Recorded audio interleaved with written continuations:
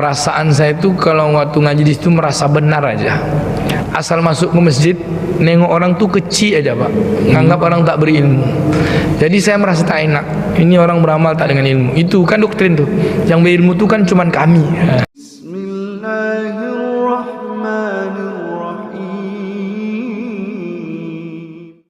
Assalamualaikum warahmatullahi wabarakatuh. Alhamdulillahirrabbilalamin. Assalatu wassalamu ala nabiyyina Muhammadin wa ala alihi wa sahbihi ajma'in, amma ba'du.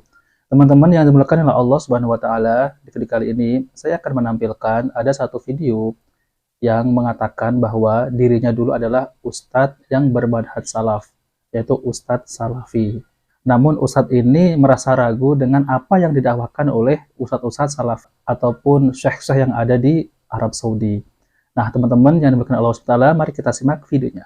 Pertanyaan pertama, sejak kapan Ustadz kan dulu salafi? Bagaimana mujahadahnya itu bisa berubah menjadi sekarang kan gitu? Nah, boleh dijawab, boleh tidak? Demikian. Baik, terima kasih. Yang pertama, kapan Ustadz salafi? Dijawab Pak, boleh jawab, boleh tidak? Ya, mujahadah ya. Mujahadahnya sejak tahun 98 waktu perang 98, waktu perang 98 Kubang. Kan perang itu dulu, ingat perang Kubang Pak. Saya selesai mengaji, kemudian 99, 2000, 2001, tapi sambil ngaji juga tempat lain, nyuri-nyuri dari murabbi, dari ustadz-ustadz tuh. Tapi kalau ada daurah ikut. Kemudian 2006 udah mulai agak-agak bingung. Satu hari yang membuat saya berhenti itu mujahadah itu apa? Perasaan saya itu kalau waktu ngaji di situ merasa benar aja. Asal masuk ke masjid, nengok orang tuh kecil aja Pak, nganggap orang tak berilmu. Jadi saya merasa tak enak. Ini orang beramal tak dengan ilmu. Itu kan doktrin tuh. Yang berilmu tuh kan cuman kami. Nah, teman-teman ya, jadi Ustadz ini mengaku bahwa dirinya itu adalah mantan salafi. Namun Ustadz ini pernah mengakui ya bahwa dirinya itu kalau melihat di luar salafi, Ustadz ini bilang itu merasa kecil ilmunya ya. Jadi seakan-akan Ustadz ini tuh meremehkan di luar kelompok salafi. Dan semestinya ini ya teman-teman yang dimuliakan oleh Allah Subhanahu wa taala, kemungkinan Ustadz ini ya dulu itu salah dalam memahami kajian-kajian yang disampaikan oleh ustadz-ustadz salafi ya. Karena ustadz-ustadz salafi itu tidak pernah mengklaim bahwa dirinya itu merasa paling benar. Namun apa yang disampaikan oleh ustadz-ustadz salafi ini yaitu qala Allah qala Rasul. Jadi Allah berfirman, Rasulullah bersabda. Namun hakikatnya ya semua kelompok itu semua merasa paling benar, merasa dalilnya itu paling kuat. Itu rata-rata seperti itu. Namun apakah pendalilannya itu sesuai dengan para sahabat? Ya, cara pengamalannya itu sesuai dengan para sahabat maupun tabi'in, tabi'ut tabi'in. Nah, itu perbedaannya di situ. Nah, teman-teman, mari kita lanjutkan ya. Kami ini ahlus sunnah wal jamaah, kami belajar hadis, kami ini betul sanadnya, betul hadisnya, ini semua dalilnya sahih. Ini yang diamalkan, salaman setelah sholat, orang yang masuk masjid, ini ahli bid'ah semuanya. Asal memandang orang itu kecil, itu yang saya rasakan. Ada hati saya yang tidak puas. Satu hari, bolehlah nih, satu hari celana saya agak bolong kecil di sini. Jadi sholat adalah kawan. Tak usahlah sebut namanya dia. Kalau disebut namanya tak enak, dia jual kelapa tuh di Jalan Paus. Nah, sebut nanti dia terkenang tuh, entah terkenang tak tidak lagi. Jadi selesai sholat tuh, celana ini bolong. Saya bukan merokok, tapi ada orang merokok yang kena celana saya ini bolong kecil-kecil. Lalu dia lihat gini, tak sah sholat, tak sah sholat, tak sah sholat, gitu dia. Kan sama-sama pengajian nih. Tak sah sholat antum, ulang sholat antum, tapi kasar. Ya. Lalu saya bilang, abang kok kasar? Betul sebenarnya saya bilang. Tapi kita ini ikut sahabat. Kita ini kan salafi, pengikut sahabat. Sahabat itu kan lemah lembut, saya bilang. Kalaulah ada, maaf bang ya, saya bilang. Kalau kayak gini Islam zaman sahabat tua, saya bilang. Kasar seperti abang ini, macam mana orang mau masuk Islam?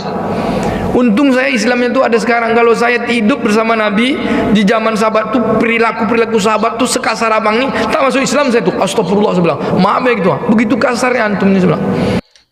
Minta maaf ya teman-teman ya, kita harus potong sebentar karena Ustadz ini mengatakan bahwa ada teman dia tuh jamaah ya, itu menegur bahwa jamaah tersebut itu kasar kepada Ustadz ini ya.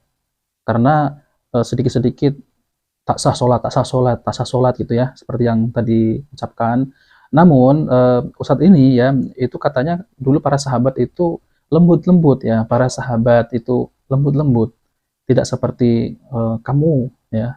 Semestinya ya, sahabat Nabi Shallallahu Alaihi Wasallam yaitu Umar bin Khattab itu sangat tegas sekali ya. Bahkan ada sebuah kisah ya, saya akan kisahkan ya. Bahkan ada sebuah kisah ya, kalau Ustadz ini mengatakan sahabat itu lembut-lembut ya. Namun tidak semua ya, ada yang tegas ya. Kalau di zaman sekarang mungkin dibilang kasar ya. Contoh ya, sahabat Umar bin Khattab ya, dahulunya itu dalam sebuah kisah ya, Umar bin Khattab radhiyallahu anhu pernah bertemu seseorang di jalan dan bertanya kepadanya, "Kenapa perutmu besar seperti ini?" Yaitu buncit. Tanya Umar bin Khattab radhiyallahu anhu. Kemudian orang itu mengatakan, "Ini karunia dari Allah." Jawab orang tersebut ya.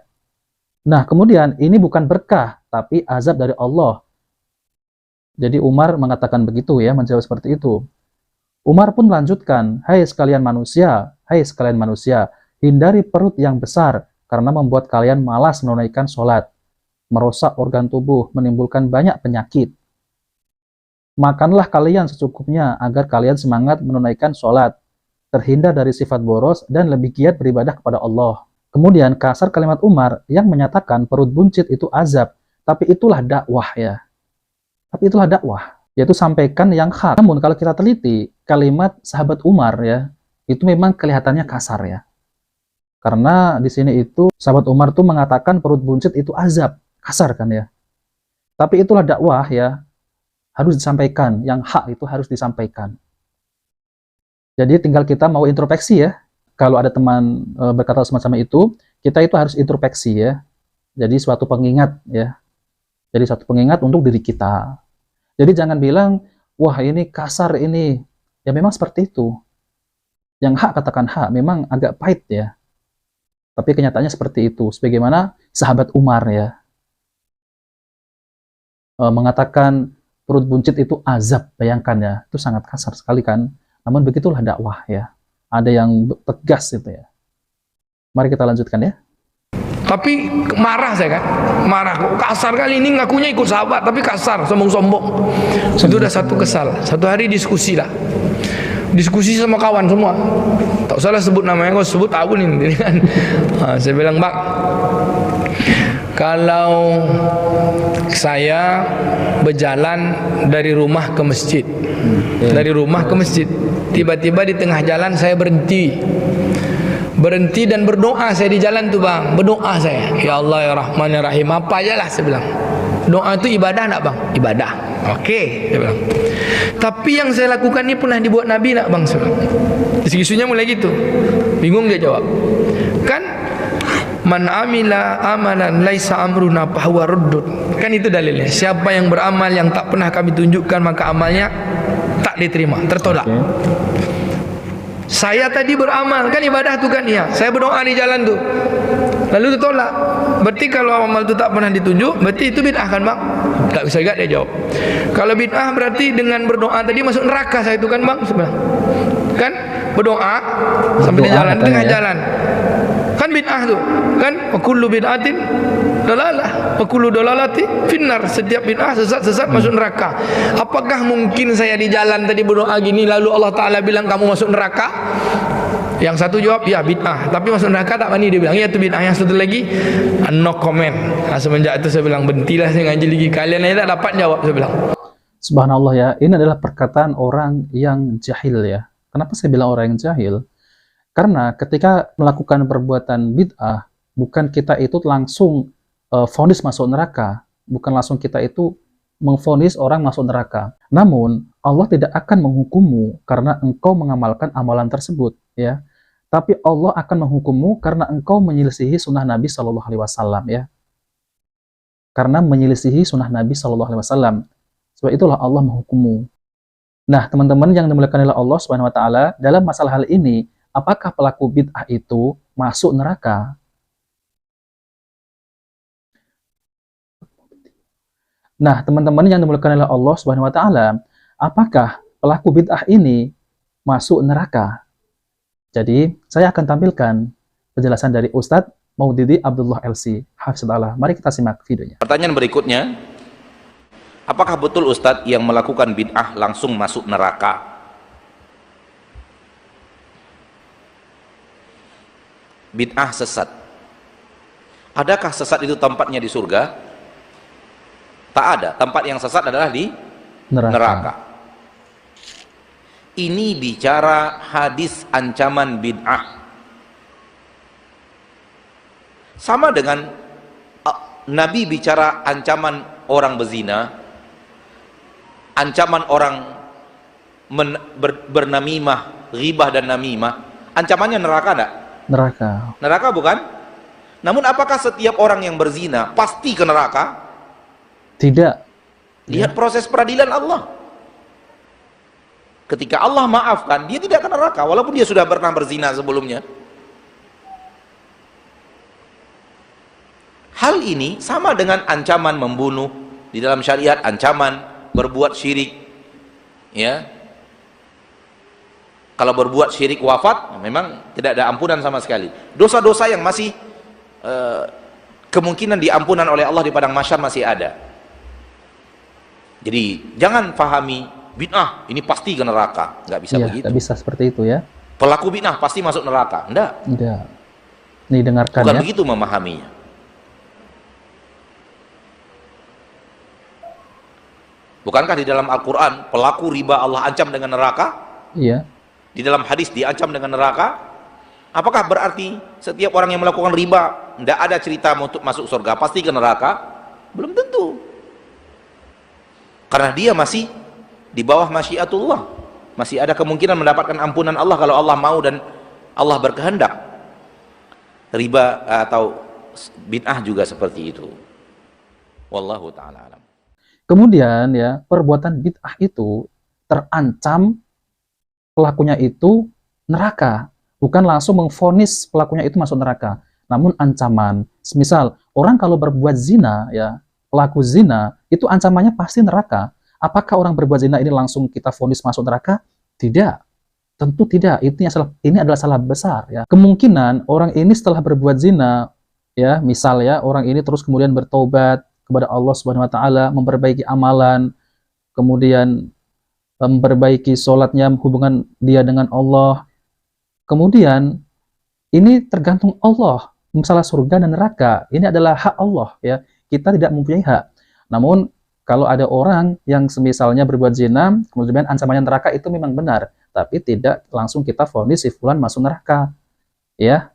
Nah, teman-teman yang dimuliakan oleh Allah Subhanahu wa taala, itulah penjelasan yang singkat dari Ustadz Maududi Abdullah LC Hafizahullah, yaitu tentang terkait masalah apakah pelaku bid'ah itu masuk neraka.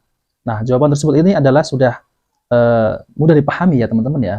Karena pelaku bid'ah ini kita tidak langsung memvonis pelakunya itu masuk neraka. Tidak, ya. Itu adalah ancaman ya. Karena Rasulullah SAW ya sudah memperingatkan tentang masalah terkait bid'ah ya. Hadisnya sahih ya.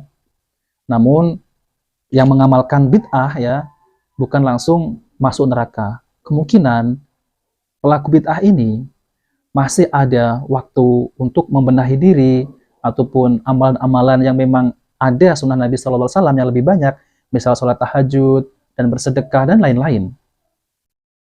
Nah, teman-teman yang dimuliakan Allah SWT, jika video ini bermanfaat, jangan lupa like dan subscribe di channel Cahaya Hidayah. Wabillahi taufiq wal hidayah. Wassalamualaikum warahmatullahi wabarakatuh.